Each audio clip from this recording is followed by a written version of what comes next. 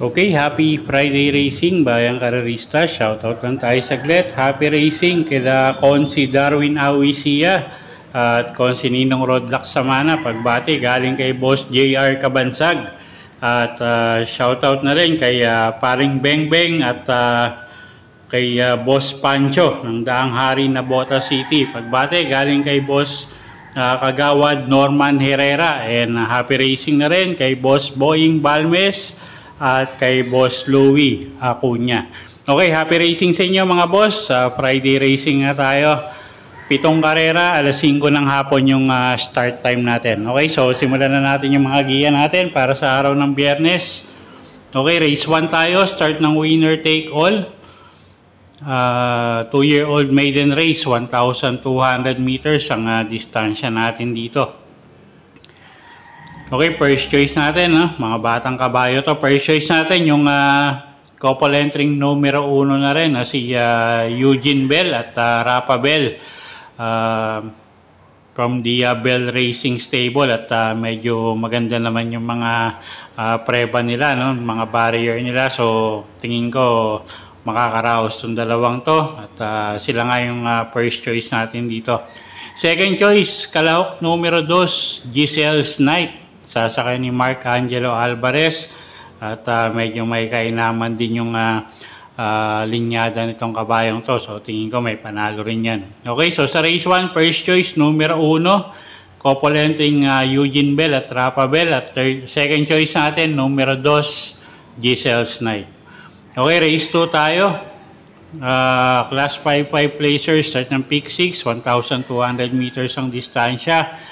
First choice na rin natin, numero 3, Golden 8. Kelvin Abobo yung re-renta dyan, mababa sa grupo. At second choice natin, yung de banderang numero 2 na rin, na si Justifiable. Joel Ciego naman yung re-renta dyan. At pag napabayaan sa unahan to, tingin ko kayang tumapos ng karera.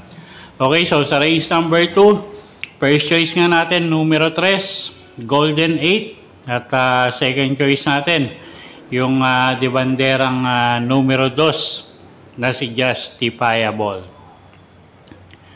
Okay, next race tayo. Race number 3. Race number 3, start ng pick 5. Class 5, 6 to 10 bracket. Distansya, 1,200 meters. Okay, first choice natin, kalahok numero 7, Mr. Aldrich. JD Calagos yung sasakay dyan. Pag tumakbo ng maayos, tingin ko malaki panalo niyan at mababa na sa grupo yung kabayong yan. So, at medyo maganda yung numero niya ngayon. So, first choice natin yan, numero 7, Mr. Aldrich. Second choice, kalahok numero 1, couple entering National Treasure at Little Miss Saturday. Si National Treasure yung medyo tinitignan nating pwedeng magbigay ng laban dito, At yun nga, mababa rin sa grupo yung kabayong yan. Okay, so sa race number 3, first choice natin, numero 7, Mr. Aldrich. Second choice, couple entering numero 1, National Treasure at Little Miss Saturday. Okay, race 4 tayo. Start ng pick 4. Class 4, 16 to 21 bracket. Magandang karera to. Ang daming may panalo. First choice natin, kalahok numero 2, Autumn Shower. Berjomel Galieta yung sasakay dyan. Pag nilabas yung connection, tingin ko malaki panalo. At siya nga yung napipisil natin first choice. Second choice, kalahok numero 6, Family Affair. Sasakay naman yan ni Apprentice Rider Ed Giguera. Isang diremating kabayo pero maraming matulin dito. So may possibility na may dumating na diremate. Third choice natin, yung kalahok numero 4 na si Inclusion. Sasakay naman ni Dan Camanyero. Okay, so sa race 4, first choice nga, numero 2, Autumn Shower. Second choice, kalahok numero 6 na si Family Affair. At third choice natin, numero 4, Inclusion. Okay, race 5 tayo. Na class 5, 6 to 10 bracket. Distansya, 1,200 meters. Okay, tingin ko medyo lamang to, no? Numero 1, Early Bird. Napakababa sa grupo at siya nga yung first choice natin dito. Sasakay niya ni Boji Henson. At first choice nga, numero 1, Early Bird. Second choice, kalahok, numero 3, Sunshine June. Noel Lunar naman yung re-renda dyan. At medyo pa-improve na yung mga takbo niya, no? At tingin ko pa-aumento na rin. So, second choice natin, numero 3, Sunshine June. At pwedeng pangsama pandehado sa exotic, yung kalahok numero 6 na si Brainchild. Okay, so sa race 5, first choice nga, numero 1, Early Bird.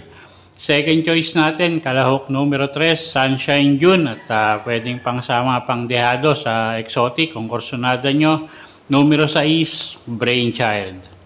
Okay, race 6 tayo, penultimate race. Class 5, 11 to 15 bracket. Distansya, 1,200 meters. First choice natin, numero 2, Snow White. JC De La Cruz yung sasakay dyan. At medyo magaang din yung laban niya ngayon. No? So, first choice natin to isang diremating kabayo. Pero tingin ko kaya niya yung distansya ngayon. No? At yun nga, medyo magaang yung laban. Second choice natin, yung numero 1 na si Domsat 7. Sasakay naman yan ni RC Baldonido. Medyo mababa rin sa grupo tong kabayong to. So, tingin ko malaki rin panalo.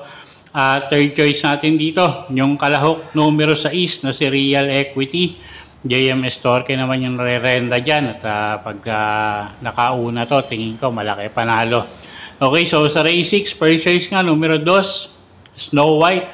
Second choice, kalahok numero 1, Domsat 7. At third choice natin, numero 6, Real Equity. Okay, race 7 tayo. Class 4, 22 to 27 bracket. Distansya natin dito, 1,200 meters.